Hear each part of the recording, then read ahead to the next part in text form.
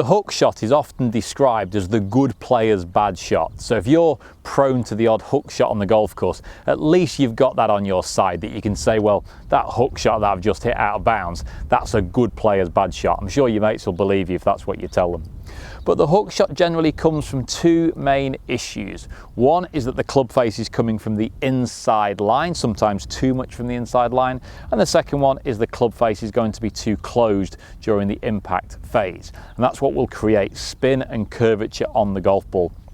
So a hook, as a right-handed golfer, is a ball that starts off sometimes right, sometimes straight, and finishes too far left. Not to be confused with a draw. Generally, a draw is quite a good shot. Starts right, finishes on target. A hook is the version that starts somewhat to the right or straight, but finishes in trouble left. And if the ball is hooking, it will often go a little bit further, and particularly it will go quite a long way along the ground. So we'll often see golfers who maybe they've got a 5-iron into a green and they hook the ball too far, it will probably go long and left. It will go into trouble. If they're hitting a driver, it might roll a long way, but it's going to roll a long way to the left, and again can run into some difficulties.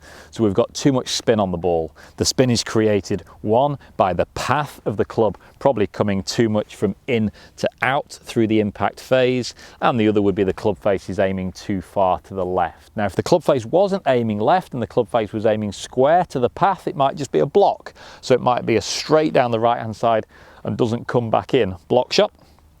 Or if you've rotated the club face a bit too much, it might be a hook shot and it turns over to the left-hand side as a right-handed golfer. So it might be that you're bringing the club too much from the inside, closing the loft over. Now I stress the importance of closing the loft over there because often a hooked golf shot is going to be a low shot. If you've got a 10-degree driver, then you have the club face aiming left by 5 degrees, you will be taking some loft off that club. So you'll often see low, hooky, runny shots, hence why some of them go a little bit further.